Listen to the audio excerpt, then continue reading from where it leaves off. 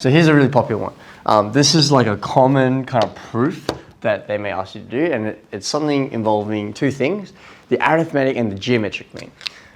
So they're kind of what you'd expect them to be, right? They're talking about means, so we know that's like averages, right? Sorry, mean, yeah. Mean, right? This is a part of the same. Yes, yeah. So this is all algebraic inequalities. There's like quite a few different things involved with that, right? It's a big topic, like I said. So the arithmetic mean, we can think about if we have two variables. Let's use x. So we can say the arithmetic mean is x. If we have two variables a and b, we can take the average of that, and so x is the arithmetic mean for that.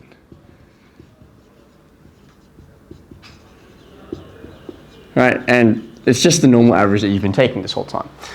Why we kind of say it relates to the advanced course is because if you have an arithmetic sequence, you remember, like the sequence of numbers, which has a common difference, the other way that we can think about it is x is the second term in that sequence, yeah?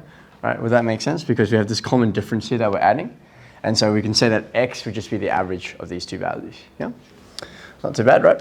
Now, what if I had a geometric mean? What's that kind of talking about? Well, that's why we want to go back to this definition here of a sequence. And if I have some variables in a sequence, so let's use y this time. If I have these variables here, so this is for a geometric one. So if I have a, y, and then b. Do we use a, y, and b again? Yep. If a, y, and b, what would y be in terms of Y. a and b, right? Because, so this is for an arithmetic mean, right? We can think about x is the average between these two values. Yeah, but what if this was a geometric series? So this is for arithmetic. What would y be if it was a geometric?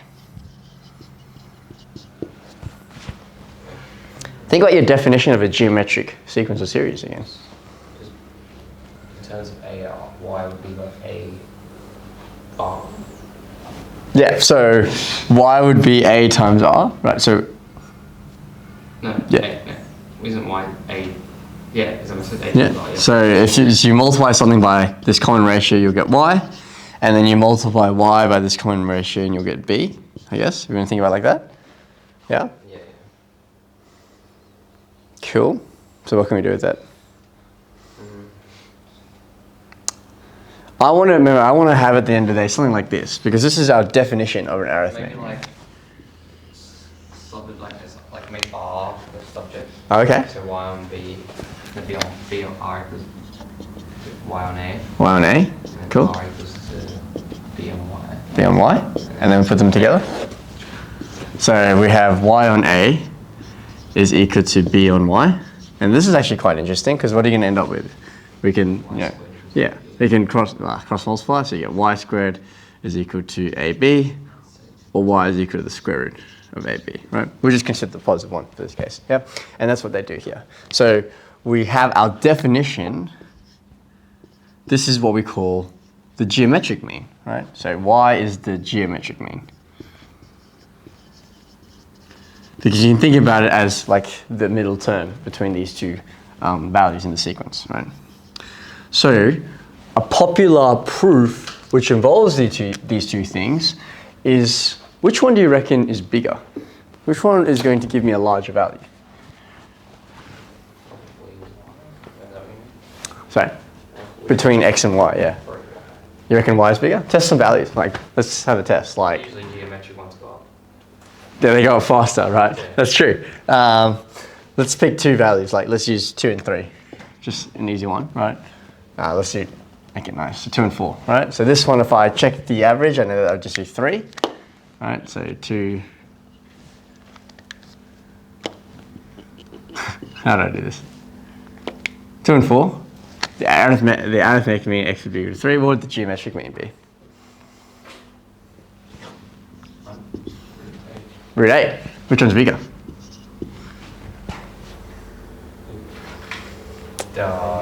Well, this is less than root 9, isn't it, right? So root 8 is smaller. Should we try another one? Is it always? I don't know. Let's just give me another pair of numbers. Maybe some bigger ones, see if it actually works. 6 and 12. So we know that the arithmetic mean for that would be, well, half of these, so just 9. And it would be the square root of what? 72? What's that? Smaller.